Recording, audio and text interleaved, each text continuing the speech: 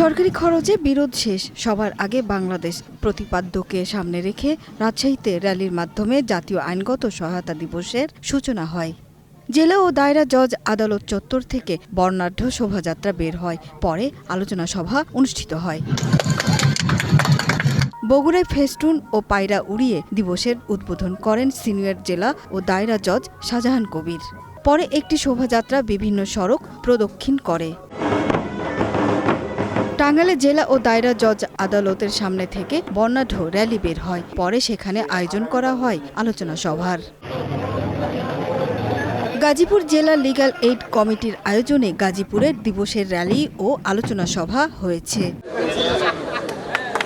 লক্ষ্মীপুরে শোভাযাত্রা শেষে সভায় ভার্চুয়ালি যুক্ত হয়ে বক্তব্য দেন পানি সম্পদ মন্ত্রী শহীদ উদ্দিন চৌধুরী অ্যানি ও প্রধানমন্ত্রী জনপ্রশাসন মন্ত্রণালয়ের উপদেষ্টা ইসমাইল জবিউল্লাহ।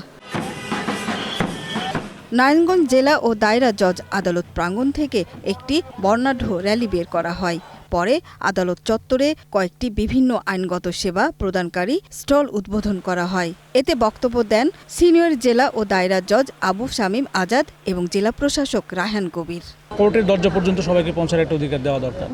তো সেক্ষেত্রে যারা আর্থিক সঙ্গতির কারণে অথবা অন্য যে কোনো কারণেই হোক এই কোর্টের সুবিধা থেকে বঞ্চিত, তাদেরকে কোর্টে যাওয়া পর্যন্ত যে বিষয়টি লিগ্যাল এইডের মাধ্যমে তাদেরকে আর্থিক সহায়তা এবং অন্যান্য যে আইনগত সহায়তাগুলো এগুলো দেওয়া হয়ে থাকে। সাধারণ মানুষ যারা আইনের আশ্রয় নিতে কষ্ট হয় আর্থিক কারণে, তাদেরকে জানানো যে আপনাদের জন্য রাষ্ট্র সরকার লিগ্যাল এইড নিয়ে প্রস্তুত আছে।